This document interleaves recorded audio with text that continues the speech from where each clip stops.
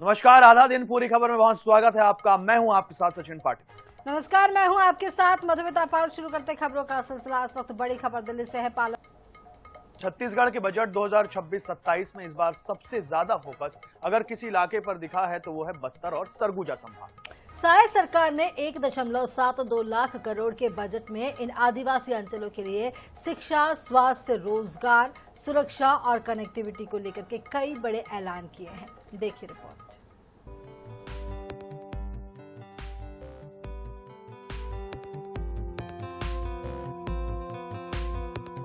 छत्तीसगढ़ का नया बजट बस्तर और सरगुजा संभाग के विकास को नई रफ्तार देने की कोशिश करता नजर आ रहा है। सरकार ने शिक्षा, स्वास्थ्य, इंफ्रास्ट्रक्चर, सुरक्षा और रोजगार को जोड़ते हुए इन क्षेत्रों के लिए कई अहम योजनाएं घोषित की है। सबसे बड़ी पहल शिक्षा के क्षेत्र में देखने को मिल रही है। अबूझमाड़ जैसे दुर्गम इलाके में एजुकेशन सिटी बनाने के लिए 100 करोड़ रुपए का प्रावधान किया गया है। इसके साथ ही 150 नए विद्यालय खोलने की योजना भी बजट में शामिल है। स्वास्थ्य सुविधाओं को मजबूत करने के लिए भी सरकार ने कई बड़े फैसले लिए हैं। कुनकुरी, महेंद्रगढ़ और दंतेवाड़ा में 3 नए मेडिकल कॉलेज बनाए जाएंगे, जबकि जगदलपुर में सुपर स्पेशलिटी अस्पताल के संचालन का प्रावधान किया गया है। स्वास्थ्य सुविधाओं का विस्तार, 3 नए medical college, Kunkuri, Mahendragarh, Dantewada, Jagdalpur super speciality hospital. Bastar क्षेत्र में सुरक्षा और रोजगार को ध्यान में रखते हुए 1500 बस्तर फाइटर्स का भर्ती का ऐलान किया गया है। इसके अलावा बस्तर नेट परियोजना और डिजिटल कनेक्टिविटी को बढ़ाने के लिए भी बजट में 5 करोड़ रुपए का प्रावधान किया गया है। दूरदराज के इलाके को जोड़ने के लिए सड़क, बस सेवा और मोबाइल नेटवर्क पर भी जोर दिया गया है। सरकार ने 500 नए मोबाइल टावर लगाए और बस्तर सरगुजा बस सेवा शुरू करने के लिए बजट दिया है। बस्तर सरगुजा बस सेवा 10 करोड़, नई सड़क परियोजनाएं। सरकार पर्यटन और खेल गतिविधियों को भी बढ़ावा देना चाहती है। मैनपाट पर्यटन विकास और बस्तर सरगुजा ओलंपिक के लिए अलग से बजट का प्रावधान किया गया है। पर्यटन और खेल, मैनपाट पर्यटन विकास, बस्तर ओलंपिक 5 करोड़, सरगुजा ओलंपिक 5 करोड़। हमने सदैव यह प्रयास किया है कि राज्य के दूरस्थ ग्रामीण एवं वनांचल क्षेत्र भी विकास पथ पर मैदानी क्षेत्रों से कंधे से कंधा मिलाकर चलें। इस दृष्टि से हमारे प्रदेश में बस्तर एवं सरगुजा अत्यंत महत्वपूर्ण हो जाती है। अब जब नक्सलवाद का सूर्यास्त हो रहा है और बस्तर की पावन धरती शांति, पुनर्निर्माण और भरोसे की ओर लौट रही है, ऐसे में हमारा कर्तव्य है कि हम क्षेत्रीय विषमताओं को समाप्त करते हुए बस्तर के विकास पर अपने प्रयासों को केंद्रित करें। विकास का यही मॉडल सच्चे अर्थों में समावेशी विकास होगा। सरकार का दावा है कि इन योजनाओं के जरिए बस्तर और सरगुजा संभाग को शिक्षा, स्वास्थ्य और इंफ्रास्ट्रक्चर के मामले में राज्य के अन्य क्षेत्रों के बराबर लाया जाएगा। सरकार का यह भी दावा है कि ये बजट इन इलाकों को विकास की मुख्य धारा में लाने का एक रोड मैप है। Programming desk INS 24/7। इस वक्त बड़ी खबर निकल कर आ रही है दतिया से। आपको बता दें कि पटवारी का कथित रिश्वत लेते वीडियो हुआ है वायरल। वीडियो में लेन देन करते नजर आ रहा पटवारी इंदरगढ़ क्षेत्र के कुलैत का ये वीडियो बताया जा रहा है। तो इस वक्त बड़ी खबर निकल कर आ रही है दतिया से। आपको बता दें कि इंदरगढ़ क्षेत्र के कुलैत का ये वीडियो बताया जा रहा है। पटवारी का कथित रिश्वत लेते वीडियो वायरल हुआ है। वाले चौराहे पे ही 2 मिनट बैठो तो वाल उठा कर ले जाऊंगा, ठीक है? ओके। अब जामे ये है, मैं चढ़वाना पड़े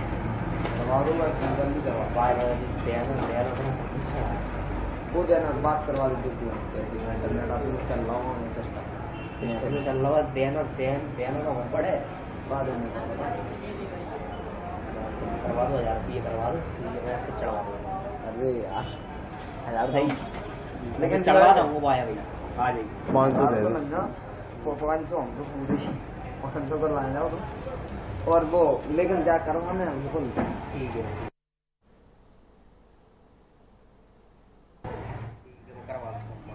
ठीक है, सोमवार को नकल ले लीजिए। नाम SLR की कराना तो फिर SLR।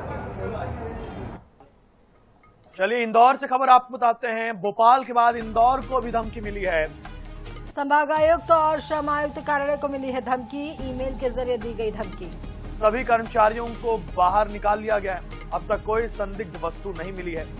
बीडीएस की टीम इस मामले को लेकर के अब सर्चिंग कर रही। तो आपको बता दें इस वक्त बड़ी खबर निकल कर आ रही है और सभी कर्मचारियों को बाहर निकाल दिया गया है। अब तक कोई संदिग्ध वस्तु यहां पर नहीं मिल पाई है। बीडीएस की टीम लगातार सर्चिंग में जुटी है।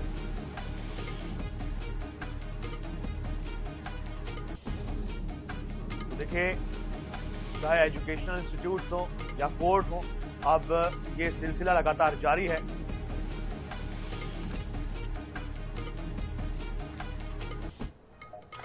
तो इंदौर के पास महू के अवलीपुरा गांव में एक सीनियर महिला आईएएस अधिकारी दंपति के फार्म हाउस पर बड़े जुआ नेटवर्क के भांडाफोड़ के बाद हड़कंप मचा हुआ है। मानपुर पुलिस ने यहां दबिश देकर 18 जुआरियों को गिरफ्तार किया है, जिनमें सरकारी शिक्षक से लेकर बड़े कारोबारी तक शामिल है। इस पूरे मामले के तार इंदौर से जुड़ते नजर आ रहे हैं। आईएएस वंदना वैद्य ने प्रेस नोट जारी कर बताया कि उन्हें जानकारी नहीं है कि यह कैसा चल रहा था और पकड़े गए आरोपियों से उनका कोई संबंध नहीं। जबकि मास्टरमाइंड जगदीश उर्फ कुबड़ा फरार है। इस मामले में फार्म हाउस के केयर टेकर रंजीत जाट को भी आरोपी बनाया गया है। कार्रवाई के दौरान पुलिस ने 13.67 लाख रुपए नगद, ताश के पत्ते, 30 मोबाइल फोन और 2 कारें जब्त की हैं। ग्रामीण आईजी ने मानपुर टीआई लोकेंद्र सिंह हिरवे, एसआई मिथुन ओसारी और एएसआई रेशम गिरवाल को सस्पेंड कर दिया है।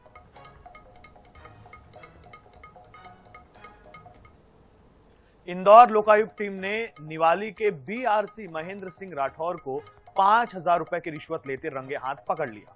कार्रवाई डीएसपी सुनील तमांग के नेतृत्व में की गई है। शिक्षक जितेंद्र सोनी ने शिकायत की थी कि स्कूल में बालिका शौचालय के लिए आई राशि में से पैसे मांगकर काम करने का दबाव बनाया जा रहा था।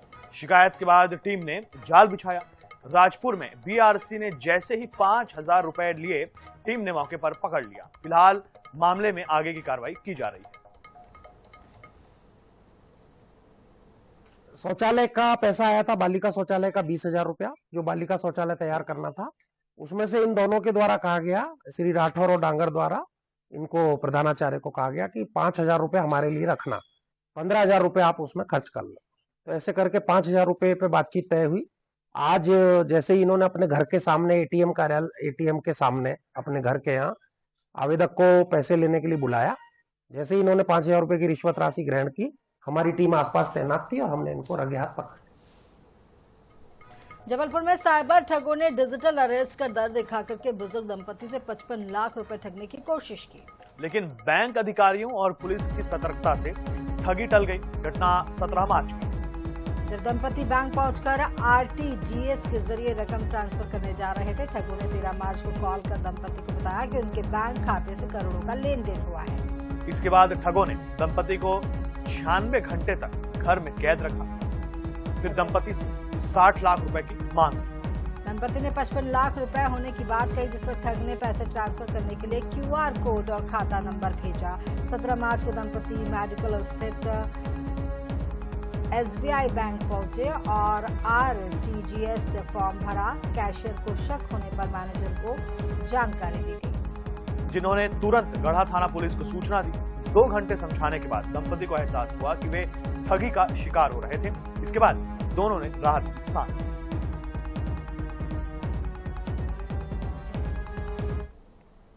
जी बिल्कुल, आज गढ़ा थाने अंतर्गत एक बुजुर्ग दंपति जो कि रिटायर्ड कर्मचारी हैं, उनके साथ टेरर फंडिंग के नाम से डरा करके जो है उनसे 55 लाख रुपए का जो है ट्रांजैक्शन कराने का मामला संज्ञान में आया था। इसमें प्रथम दृष्टया जो है अभी आरोपियों के विषय में जानकारी जुटाई जा रही है कि इसमें कितने लोगों ने इनको कॉल किया था और कितने लोग जो है इसमें शामिल थे। इस पूरे घटनाक्रम को संज्ञान में लेके जो है पूरी जानकारी जुटाई जा रही है और आगे जो तथ्य सामने आएंगे और जो इनमें आरोपी निकल के आएंगे, उन पर कड़ी से कड़ी कार्रवाई की जाएगी। रायगढ़ के तमनार थाना क्षेत्र में चौकीदार की हत्या का मामला पुलिस ने सुलझा लिया है। मीलूपारा में टावर पर ड्यूटी कर रहे लखन चौधरी की हत्या उनके ही साथी ने की थी। घटना 9 मार्च की रात की है। शुरुआत में आरोपी अजहर अली ने अज्ञात लोगों पर हमला करने की कहानी बनाई, लेकिन जांच में ये झूठ साबित हुई।